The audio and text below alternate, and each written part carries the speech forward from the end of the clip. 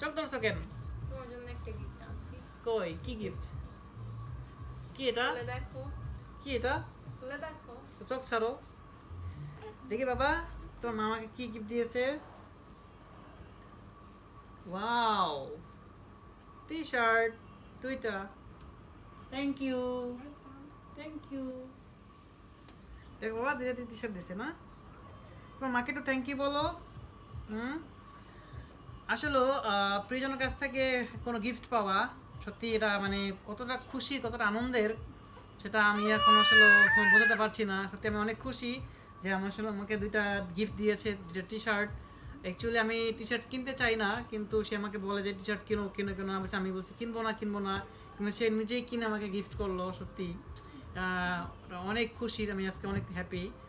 প্রিজনের কাছ থেকে ছোট হোক বড় হোক, গিফট তো গিফটেই, তো যে কোনো গিফট পাওয়াটা কিন্তু আসলে ভাগ্যের ব্যাপার।